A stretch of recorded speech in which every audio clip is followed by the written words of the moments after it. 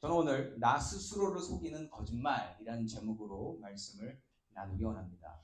여러분, 우리에게 참 익숙하지만 반갑지 않은 단어 죄가 있습니다. 죄. 죄 멀리하고 싶고 우리가 정말 생각하기 싫지만 항상 우리 주위에서 맴돌고 있는, 우리 내면에서 항상 도사리고 있는 것이 죄라는 거죠. 죄가 무슨 역할을 하죠? 죄. 여러 가지 역할이 있는데 죄는요, 우리의 영혼을 망가뜨립니다. 우리 영혼을 망가뜨리고 죄는 우리가 죽음을 맞이하도록 만든 그 매개체예요. 죄 때문에 우리는 죽음을 당하게 되었습니다. 아담과 하와가 죄를 짓게 됨으로써 완전히 망가지게 됐잖아요. 자, 그리고 이 망가졌기 때문에 받아야 할 고통이 뭐냐면 하나님과의 단절입니다. 하나님과의 단절. 아담과 하와가 범죄한 이후의 한 행동이 뭐예요? 숨었죠. 하나님으로부터 멀리하고 하나님으로부터 자신들을 숨기려고 했습니다. 누가 시킨 것도 아닌데 하나님으로부터 그냥 숨어버렸어요.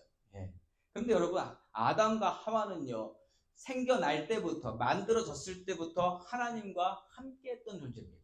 그러니까 하나님과 떨어져서 살 수 없는 존재로 만들어졌다라는 거예요. 그런데 그러한 인간이 하나님과 단절되고 하나님으로부터 숨어버리도록 한 게 바로 그 죄라는 겁니다. 죄가 이렇게 무서운 것인데요. 그 죄의 시작이 뭐였어요? 죄의 속성 가운데 무엇으로 이 아담과 하와가 죄를 짓게 됐나요? 거짓말.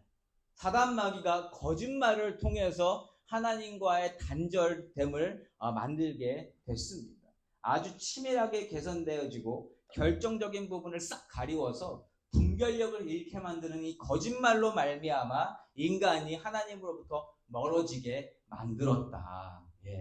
여러분, 이 거짓말이 이렇게 무서운 겁니다.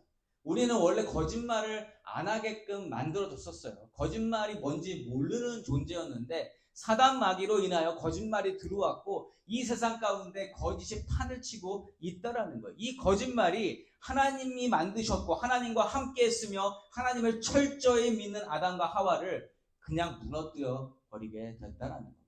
저는 오늘만큼은 이 죄와 거짓말을 일체화시키고 싶어요. 이 죄 중에 가장 악한 죄가 거짓말인 것 같습니다. 그렇게 시작이 됐잖아요. 거짓이라는 속성을 가진 죄는, 여러분, 우리가 거짓말을 다른 사람에게만 할까요? 아니면 나 스스로에게도 할까요? 나 스스로에게는 거짓말 안 하는 것 같지만 우리 스스로에게도 거짓말 하는 경우가 너무너무 많다라는 겁니다. 여러분, 내가 자꾸 거짓말하면 어떻게 되는지 아세요? 내가 나로 하여금 죄가 죄인 것을 보지 못하게 돼요. 죄가 죄인 것을 깨닫지 못하게 된다는 겁니다. 우리의 생각과 마음이 말이 될 때까지 우리 스스로가 스스로에게 속아 넘어간다. 쉽게 말하면 나는 자꾸만 괜찮다고 얘기해 주는 거예요. 스스로에게. 나는 괜찮아. 나는 이러한 이유가 있어. 나는 저러한 이유가 있어. 나는 그렇기 때문에 이렇게 살아도 괜찮은 것 같아. 이거는 나는 괜찮아. 나는 억울해. 이렇게 자꾸 생각하면서 이렇게 스스로에게 이야기하면서 스스로를 계속 그 죄 가운데로 몰아넣게 된다. 근데 여러분, 그러면 그럴수록 더 잘 보이는 게 뭔지 아세요? 다른 사람의 죄는 훨씬 잘 보입니다. 마태복음 7장에서 예수님이 그렇게 말씀하시잖아요. 네 눈에 들보는 보지 못하면서 다른 사람의 그 조그만 것은 너무너무 잘 찾는 것이 너희들 아니겠느냐. 여러분, 다른 사람 잘못한 거 막 눈에 불을 켜고 잘못한 거 막 잘 집어내고 하는데 나 스스로에게는 너무나 관대하고 괜찮다고 위로하는 그 모습이 우리의 모습이라는 거예요. 우리 스스로 속아 넘어간다, 스스로에게. 그래서 스스로에게 하는 이 거짓말 때문에 우리 영혼이 마비되는 경우가 있습니다. 이 마비 증상으로 인해서 하나님과 멀어짐에도 그것을 느끼지 못해요. 하나님을 멀리하는 인생, 다윗의 인생이 그것을 철저하게 보여주고 있습니다. 자기 스스로 속아 넘어가서 지금 하나님을 보지 못하고 있다. 여러분, 다윗이 마비 증상을 보이는 이유가 뭡니까? 뭘까요? 뭐라고 생각하세요? 그 위대한 다윗이 왜 그렇게 되었을까? 저는 말씀을 묵상하면서 곰곰이 생각해봤는데 그냥 한 가지 답이 나왔어요. 스스로가 너무너무 굳게 믿고 있었던 거예요. 내 신앙은 괜찮다. 나는 하나님을 사랑하는 사람이다. 이 사랑은 절대로 변하지 않는다. 나는 무슨 일이 있어도 하나님께로부터 등 돌리지 않는다라는 그 믿음이 스스로에게 너무 강하게 있었던 거예요. 자기 믿음에 대해서 절대로 의심하지 않습니다. 근데 여러분, 하나님과 다윗의 관계가 어떻게든 무너지나요? 안 무너지나요? 여러분, 로마서 8장 뒷부분에 가보면 하나님의 사랑이 끊어질 것이다, 끊어지지 않을 것이다. 뭐라고 하나님이 약속하셨어요? 절대로 끊어지지 않을 것이다 라고 하나님이 약속하셨습니다. 자, 그러면 무슨 일이 있어도 하나님과의 관계, 하나님이 끊지 않으시면 그 관계는 살아있다 없다? 살아있다. 그런데 문제는 뭐예요? 그것을 내가 너무 믿고 있는 나머지 그 관계가 점점 안 보이는데도 내가 그것을 보지 못하는 경우가 너무너무 많다. 오늘은 그 부분에 대해서 우리가 살펴볼 예정입니다. 예. 그 관계가 무너지지는 않았어요. 관계는 아직 있습니다. 그런데 다윗이 마비 증상이 오니까 전혀 그것을 보지 못하고 있는 것입니다.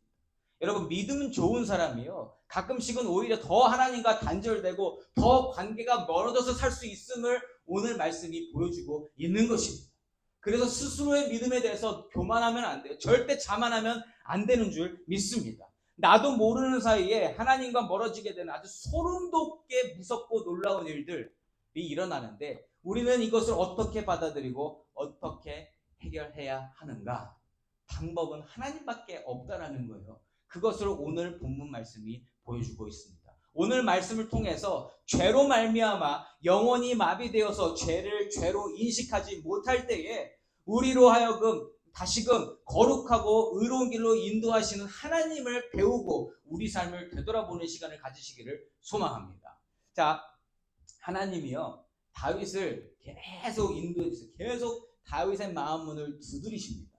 제발 나 좀 봐라. 내 말 좀 들어라. 그렇게 하나님이 1:1 관계에서 말씀해 주시지만 못 알아듣습니다. 예. 다윗은 혼자 착각한 나머지 자기가 하나님을 잘 듣고 있고 잘 믿고 있다고 생각했는데 하나님 음성을 절대 못 듣고 있었어요. 그럴 때 하나님께서 하나님의 사람을 따로 보내주셔서 하나님 음성을 듣게 해주신다는 거예요.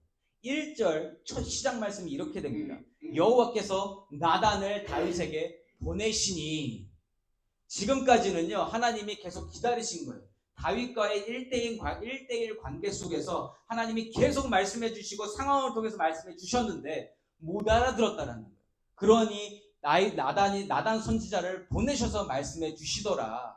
여러분, 저는 이 앞부분 여호와께서 나단을 다윗에게 보내시니, 이 부분이, 이 짧은 한마디가 참 큰 위로가 됐습니다. 하나님이 끝까지 붙들고 계시는구나. 예. 스스로 믿음 있다고 착각해서 더욱 깊은 죄의 구렁텅이로 빠져드는 다윗에게 어떻게든 찾아가 주시는 그 하나님의 모습이 감동이고 위로가 됐습니다. 이게 하나님의 은혜라는 거예요. 마치 창세기 3장에서요, 완벽한 존재였다가 죄를 지은 후에 하나님으로부터 숨어버린 아담에게 먼저 찾아가 주셔서 아담아 네가 어디 있느냐 하시는 그 하나님이 바로 이 장면에서 보이더라는 거죠. 하나님이 나단 선지자를 통해서 말씀하시면서 너 어디 있니 지금? 이라고 하나님이 찾아주신다는 거예요.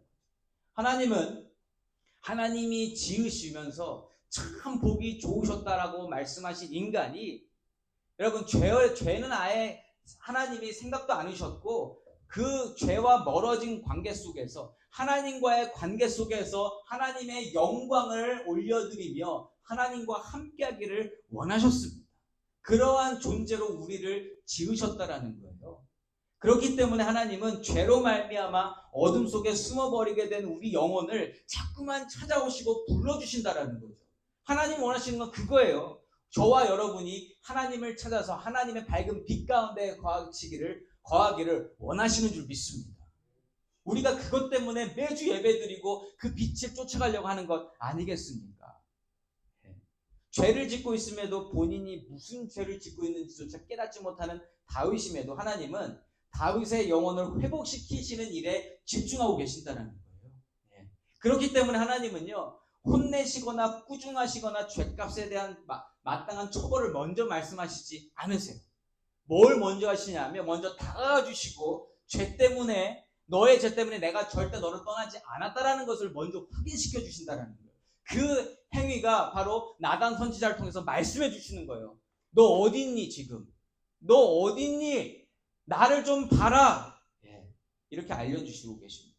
그러시면서 1절부터 4절까지의 말씀을 보시면 그냥 비유가 먼저 나와요. 나단 선지자를 통해서 비유로 먼저 하나님이 말씀해 주십니다. 자, 이렇게 다윗에게 직접적으로 다윗의 이야기를 하시는 게 아니라 다른 사람의 일을 비유로 들려주시는 이유가 있어요. 그게 뭐냐면 지금 다윗은 스스로에게 속고 있기 때문에 자기를 못 봐요. 근데 여러분, 자기에게 속아 넘어갈수록 더 잘 보이는 게 다른 사람 일입니다.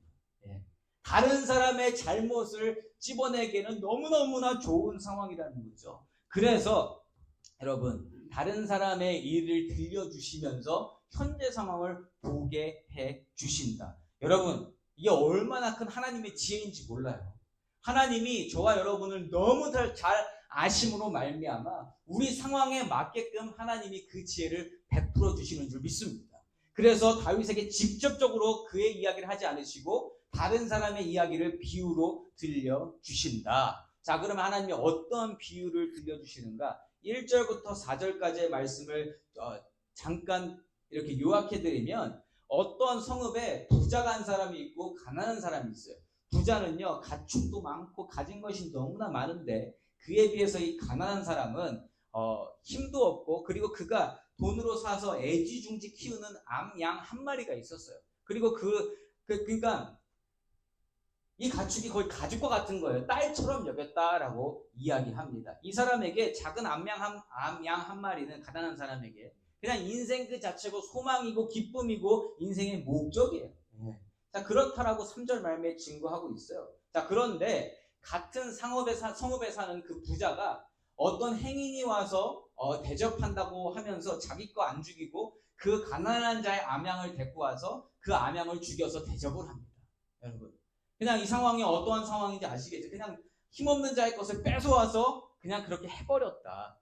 나단이 여기까지만 이야기를 했거든요. 그랬더니 다윗이 어떻게 행동하는가? 5절과 6절 말씀입니다. 다윗이 그 사람으로 말미암아 노하여 나단에게 이르되 여호와의 살아계심을 두고 맹세하노니 이 일을 행한 그 사람은 마땅히 죽을지라. 그가 불쌍히 여기지 아니하고 이런 일을 행하였으니 그 양 새끼를 4배나 갚아줘야 하리라 한지라. 아멘. 불같이 화를 내죠. 어떻게 그런 일을 할 수가 있는가? 또 하나님의 이름까지 이야기해. 여호와의 살아계심을 두고 맹세하는데 그 사람은 마땅히 죽어야 돼. 누가 봐도 잘못을 구별할 수 있을 만한 그러한 예화, 그러한 비유를 나단 선지자가 이야기해 주고 있습니다. 자, 다른 사람의 아주 약한 잘못은 잘 보면서도 내 안에 큰 죄악에 대해서는 너무나 무딘 연약한 인간의 모습을 그대로 담아서 비유로 들려준 거죠. 자, 그런데 이것을 하나님이 다윗에게 들려주시는 이유가 뭐예요? 너다 이런 거 아닙니까? 자기가 저지른 일이 얼마나 추악하고 공포스러우며 극악무도한지 스스로는 침묵하고 전혀 깨닫지 못했던 모습과 똑같은데 본인이라고 생각은 절대 안 하는 거예요. 그렇죠. 자, 그러한 다윗에게 비수를 꽂는 한마디가 들린다. 7절 전반부 말씀에 나단이 다윗에게 이르되 당신이 그 사람이라. 당신이 바로 그 사람이라. 죽어야 될 거라고 반드시 죽여야 된다고 말한 그 사람이 바로 당신입니다. 여러분, 다윗이요 전혀 예상치 못한 나단 선지자의 이 말에 굉장히 데미지를 입었을 거예요. 아니, 먼저 당황했을 겁니다. 아니, 선지자 뭔데 나한테 지금 이런 얘기를 하지? 라고 했을 수도 있어요. 감히 왕에게. 그런데요, 그 정신을 차리기도 전에 나단 선지자가요, 하나님께서 그의 입술에 담아주신 말들을 계속 전해주고 있습니다. 그런데 먼저 하나님이 꾸짖지 않으시고 뭐라고 말씀하시냐면 지금까지 다윗을 인도하셨던 하나님이 어떠한 하나님이었는지를 소환하신다라는 거예요. 지금까지 다윗을 이끌어주셨던 하나님을 드러내고 있습니다. 7절 후반부와 8절 말씀에 이어서 나단 선지자가 이렇게 이야기합니다. 이스라엘의 하나님 여호와께서 이와 같이 이르시기를 내가 너를 이스라엘 왕으로 기름 붓기 위하여 너를 사울의 손에서 구원하고 내 주인의 집을 내게 주고 내 주인의 아내들을 내 품에 두고 이스라엘과 유다 족속을 내게 맡겼느니라. 만일 그것이 부족하였을 것 같으면 내가 내게 이것저것을 더 주었으리라. 아멘. 너 나하고 같이 있었던 시간 기억 안 나니? 내가 지금까지 너를 어떻게 인도했는지 기억 못하니? 나 여호와 하나님이야. 내가 지금까지 너를 어떻게 인도했는지 너 알고 있지 않느냐? 여러분, 하나님이요 인간에게 다가와 주실 때 여러분 우리 같으면 저는 저 같으면 그랬을 것 같아요. 제 성격상 잘못한 게 있으면 잘못한 것을 먼저 찝을 것 같아요. 이거 잘못되지 않았나? 이렇게 하면 안 되지 않냐? 전 제 자녀들에게 제가 하는 것을 이 말씀을 묵상하면서 나는 뭘 먼저 하고 있을까라고 생각을 해봤는데 저는 애들을 먼저 혼나더라고요. 뭘 잘못했잖아요? 그러면 그 잘못한 것에 대해서 먼저 막 뭐라고 하고 나중에 그런데 이렇게 하더라고요. 네. 저도 참 못됐죠. 여러분들은 어떠세요? 네. 하나님은 먼저 꾸짖으시기보다는 지금까지 함께 해주셨던 하나님을 이야기해 주시더라는 거예요. 여러분 이렇게 하니까 다윗이 정신이 번쩍 들었습니다. 그때서야 비로소 이어지는 말씀에서 다윗이 무엇을 잘못했는지에 대해서 낱낱이 파헤쳐 주시더라. 9절 말씀입니다. 그러한데 어찌하여 이렇게 너에게 다 주었을 것인데 필요하면 그러한데 어찌하여 네가 여호와의 말씀을 업신여기고 나보기에 악을 행하였느냐? 네가 칼로 햇사람 우리아를 치되 암몬 자손의 칼로 죽이고 그의 아내를 빼앗아 내 아내로 삼았도다. 아멘. 여러분 근데 꾸짖음 가운데 그 앞에 말씀이 너무너무 중요합니다. 앞에 그러한데 어찌하여 네가 여호와의 말씀을 업신여기고. 여러분 이 말씀을 들었을 때 다윗이 깜짝 놀랐을 것입니다. 왜냐하면 여러분 다윗의 삶을 보면 하나님 은혜로 살았던 삶이잖아요. 그렇죠? 다윗이 그것을 노래하는 사람이잖아요. 나는 하나님의 사람, 나는 하나님 없으면 안 되는 존재. 하나님이 나를 구원하셨고 내가 푸른 초장에서 양을 칠 때에도 나와 함께 하셨던 하나님, 지금의 자리까지 오게 하신 하나님, 하나님의 은혜로 살아왔고 하나님을 예배하는 것이 삶의 가장 큰 기쁨이었던 다윗입니다. 그런데 그의 귀에 들렸던 충격적인 말이 뭐냐면 하나님이 그런데 어찌하여 네가 하나님의 말씀을 업신여겼느냐? 여러분 다윗이요 하나님하고 좀 멀어졌지만 하나님의 말씀을 업신여기고자 하는 마음이 추호라도 있었을까 없었을까요? 있었을까 없었을까요? 여러분 하나님 사랑하시죠? 그렇다면 여러분은 하나님 말씀을 업신여기고자 하는 마음이 이만큼이라도 있으세요? 하나님한테 삐쳤다고 해서 하나님의 말씀을 업신여기고자 하는 마음이 생기시겁니까? 안 생겨요. 이 생각은. 어떻게 하나님 말씀을 업신여길 생각을 하나님 믿는 사람이 하겠냐는 거죠. 다윗도 절대로 그러한 의도는 없었어요. 그런데 본인이 자기도 모르게 그러한 행동을 하게 된 것 아닙니까? 그러니까 하나님은요 지금 그냥 인정해 버리신 거예요. 너는 내 이야기를 업신여겼어. 너는 내 존재를 부정한 거야, 부인한 거야 라고 하나님이 그냥 인정해 버렸다는 것입니다. 예. 그러다 보니 이 말씀이 얼마나 충격적이었을까. 나는 그럴 생각이 전혀 없었는데 자기는 하나님을 충성하고 하나님을 사랑하고 하나님께 모든 것을 바친 인생이라고 굳게 믿고 있었는데 하나님이 다윗의 이러한 마음을 한마디로 부정해 버리신 거예요. 아니 너는 그렇게 살지 않아. 지금 너는 내 말을 업신여겼어 라고 말씀하신 겁니다. 다윗은 스스로 신앙이 좋은 사람이라고 생각했던 자기의 생각을 이제서야 멈출 수 있었던 거예요. 뭐가 잘못됐지? 나는 하나님을 업신여긴 적이 없는데 하나님 말씀, 그 귀한 하나님 말씀을 업신여긴 적이 없는데 왜 내가 이렇게 되었을까? 라고 생각을 했을 것입니다. 여러분 이 부분에서 우리가 배워야 할 것은요 우리도 이렇게 될 수 있다는 거예요. 하나님을 업신여기고 싶은 마음이 추호도 없고요 그러한 의도도 없고 전혀 그렇게 살지 않았던 것 같은데 어느 순간 하나님이 나에게 들려주십니다. 네가 내 말을 업신여겼도다. 충분히 이렇게 될 수 있다는 얘기입니다.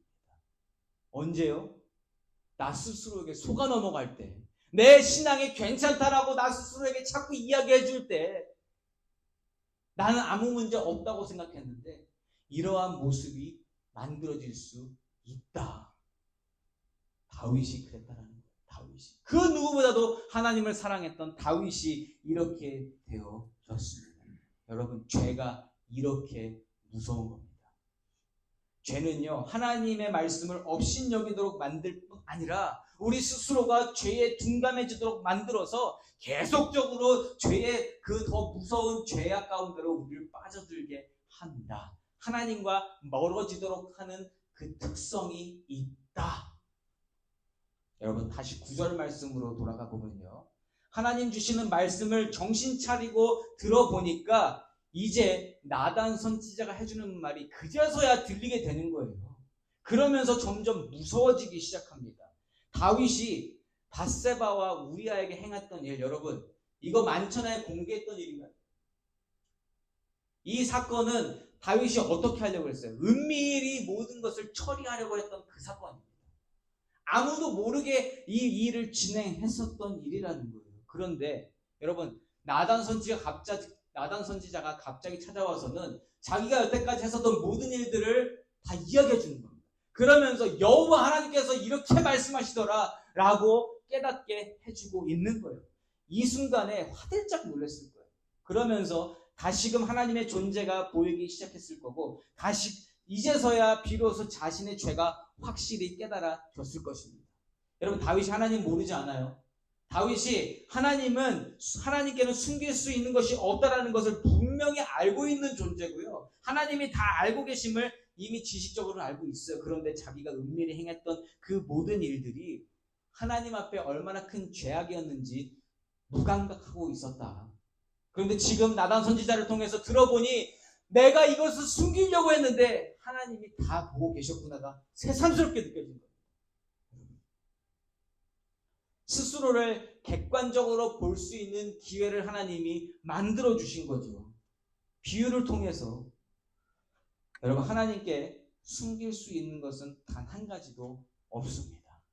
우리가 하나님께 할 수 있는 건 솔직하게 모든 것을 고백하고 죄를 졌다면 용서를 비는 것밖에는 방법이 없다라는 거예요. 여러분, 하나님은요, 우리의 영혼을 살려주시려는 것, 그것을 목적으로 우리를 불러주십니다. 그리고 우리가 죄를 자백했을 때에 하나님은요, 이미 그 죄를 용서하시고 사하시기를 준비하시고 그 모든 것을 기다리고 계신다라는 거예요.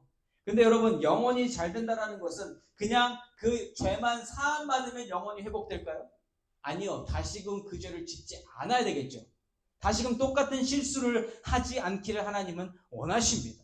그래서 하나님은요, 이번 다윗의 간음 사건에 대해서 철저하게 짚고 넘어가기를 원하신다라는 거예요. 왜요? 그만큼 무서운 죄를 지었기 때문에, 다시는 이 죄를 지면 안 되기 때문에. 그래서 10절로 12절까지의 말씀처럼 말씀하십니다. 제가 읽어봅니다. 이제 네가 나를 업신여기고 햇사람 우리아의 아내를 빼앗아 내 아내로 삼았은즉 칼이 내 집에서 영원토록 떠나지 아니하리라 하셨고, 여호와께서 또 이와 같이 이르시기를, 보라, 내가 너와 내 집에 재앙을 일으키고 내가 내 눈앞에서 내 아내를 빼앗아 내 이웃들에게 주리니 그 사람들이 내 아내들과 더불어 백주에 동침하리라. 너는 은밀히 행하였으나 나는 온 이스라엘 앞에서 백주의 이 일을 행하리라 하셨나이다 하니. 아멘. 이 무서운 저주 아니에요? 근데 여러분, 되게 아이러니하지 않아요?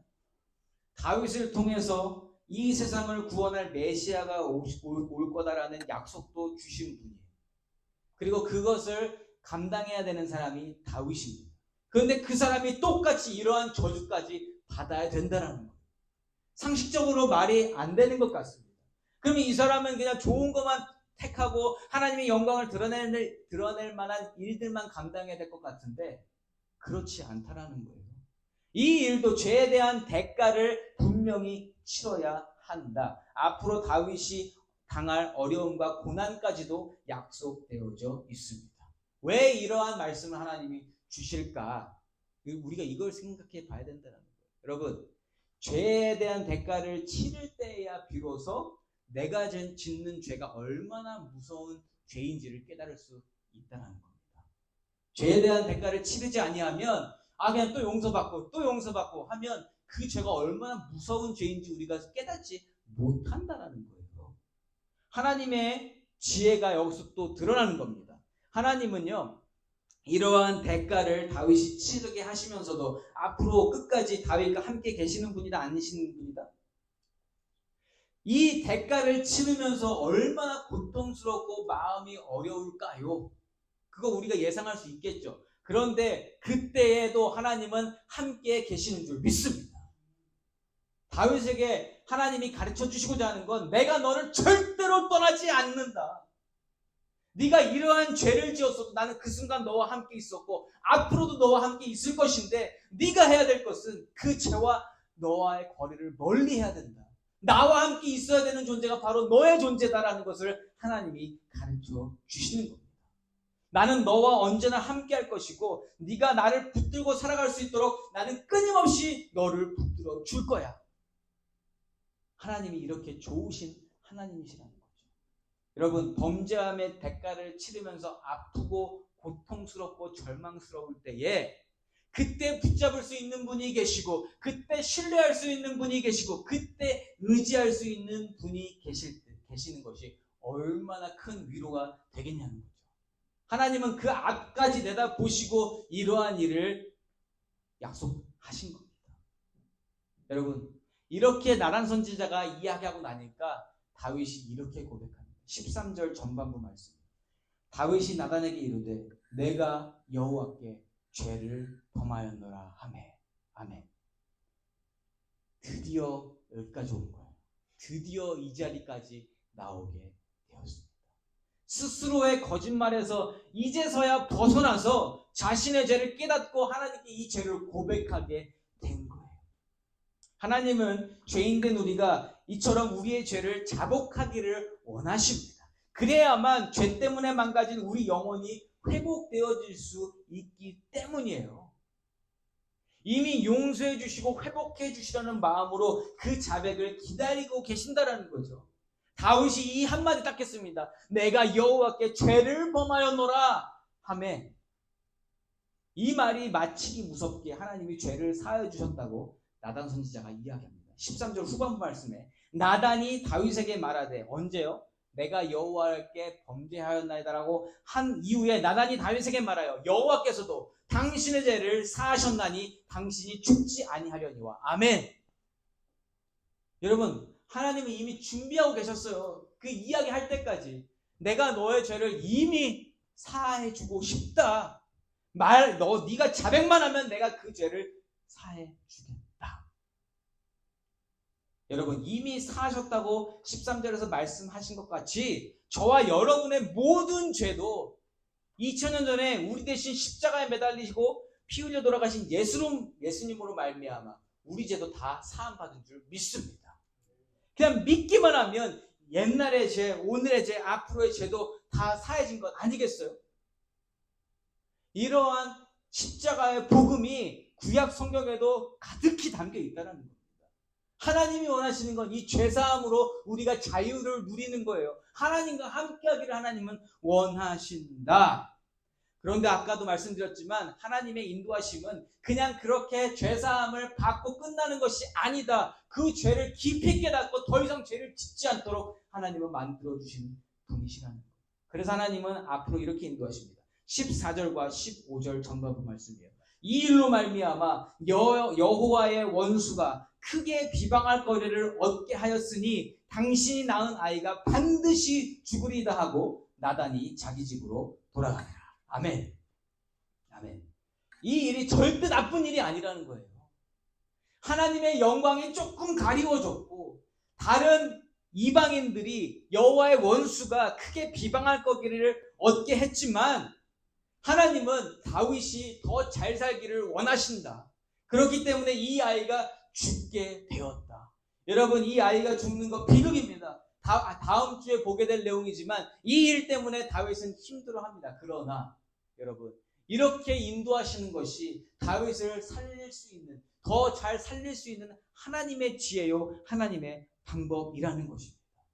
저와 여러분의 인생에도 어떠한 나에게 너무나 큰 고통을 주고 나에게 큰 비극이고 내가 너무나 좌절되고 하는 일들이 있다 하더라도 하나님이 그 일을 허락하셨다면 그것이 하나님의 지혜요, 나에게 가장 좋은 일인 줄 믿으시기 바랍니다. 그렇게 해야만 우리가 하나님을 더 깨달을 수 있고 더 깊이 신뢰할 수 있고 하나님으로 살아갈 수 있는 존재로 만들어진다는 거예요. 여러분, 오늘 나단 선지자는요, 자신이 할 일, 그리고 아직 일어나지 않는 일들, 미래에 일어날 일들을 예언하면서 자신의 역할에 최선을 다하고 퇴장합니다. 이렇게 나단 선지자의 역할은 하나님 말씀을 전하는 입장에 있었다라는 거예요. 그런데 나머지 일들은 누가 다 감당해야 돼요? 다윗 혼자 오롯이 감당해야 돼요. 앞으로 일어날 일들, 하나님 약속하신 일들은 다윗이 감당해내야 할 일이라는 것입니다. 그런데 이 일을 감당해야만 다윗이 더 이상 스스로에게 속아 넘어가지 않고 자신의 신앙이 어떠한 지점에 있는지 똑바로 볼 수 있게 된다는 거예요. 스스로 더 이상 속아 넘어가지 않도록 하나님께서 만들어 주신다. 어떠한 상황에서도 여태까지 보셨잖아요. 하나님이 밧세바가 임신되게 하시고 우리아가 왔는데 우리아가 자꾸만 자기 아내와 동침하지 아니하고 그러한 사인을 계속 보내주셨는데 스스로에게 속아 넘어가서 그 상황에서 못 본 거잖아요. 여러분, 저와 여러분도 똑같은 일들을 우리가 당하고 있을 수 있습니다. 내 신앙을 너무 믿는 거예요. 나는 그렇지 않을 거야. 나는 절대 하나님 배반하지 않아. 나는 하나님이 기뻐하시는 일들만 할 거야. 나는 하나님을 사랑하는 사람이니까라고 아무리 이야기해도 나 스스로 속아 넘어가서 내가 무슨 짓을 하고 있을지 모르는 게 저와 여러분, 이 세상에 있는 모든 인간의 모습이라는 것입니다. 사랑하는 성도 여러분, 인간인 우리가 생각하는 능력이 있고 많은 일들을 해내며 특별하고 귀한 대접을 받는 존재인 것 분명합니다. 저와 여러분 굉장히 중요한 사람들이라는 거예요. 또한 더 나아가서 하나님을 사랑하고 하나님을 섬기고 예배하며 하나님의 은혜를 세상에 드러내며 살아가는 예배자들은요, 더욱 특별한 존재가 맞아요. 하나님이 귀하게 여기신다는 거예요. 그러나 아무리 신앙이 강하다고 해도 다윗처럼 스스로의 신앙에 속아서 하나님 모르는 사람보다 더 깊고 은밀하고 무섭고 악독한 죄를 지을 수 있는 존재가 바로 하나님의 자녀된 저와 여러분의 존재라는 것입니다. 이게 얼마나 무서운 일인지 모른다라는 거예요. 우리가 양의 탈을 쓴다 그러죠. 너무 착해 보이고 너무 좋아 보이고 너무 좋은 일들을 감당하고 살아가는 것 같지만 여러분, 언제 어떻게 우리가 변질되고 언제 어떻게 우리가 악을 저지르고 있을지 모른다. 그런데 오늘 말씀을 통해서 하나님 주시는 교훈은 뭐냐면 그러한 상황에 우리가 처한다 하더라도 그 일을 해결해 주실 수 있는 분은 누구밖에 아니 계시다? 하나님 한 분밖에 아니 계신 줄 믿습니다. 다윗은 스스로 해결해 보려다가 자기의 죄를 어떻게든 이것을 숨겨서 이것을 해결해 보려다가 이 꼴까지 난 거예요.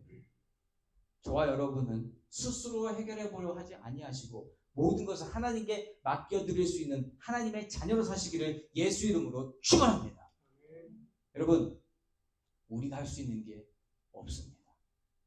인간이 능력이 특출나고 인간이 이 세상에서 모든 것을 장악하고 있는 것 같지만 여러분, 하나님이 모든 것을 그 위에서 주관하고 계심을 믿으시기 바랍니다. 우리는 그 아래서 하나님 시키시는 대로 모든 일을 감당할 때에 그때 우리가 하나님의 자녀로 잘 살 수 있다는 거예요. 혹여나 우리가 잘못 넘어지고 하나님과 거리가 너무 멀어져서 이거 회복할 수 없을 것 같다 하더라도 그 상황에서도 하나님께 나아가야만 우리에게 해결책이 보이게 될 줄 믿습니다. 여러분, 우리가 가질 수 있는 소망은 한 가지예요. 다윗이 정말 선을 많이 넘었습니다. 다윗이 정말 멀리 갔습니다. 그럼에도 불구하고 하나님은 나단 선지자를 부르시고 보내셔서 그에게 말씀하시고 다윗이 돌아오도록 만들어주신 분이 우리 하나님이신 줄 믿습니다. 그렇다면 우리가 아무리 멀리 가도 우리를 부르시고 그 어떠한 것도 이 세상에서 하나님과 나의 사랑을 끊을 수 있는 자가 있다 없다? 없다. 어떠한 순간이라도 하나님께 돌아서면 하나님은 우리를 살려주실 줄 믿습니다.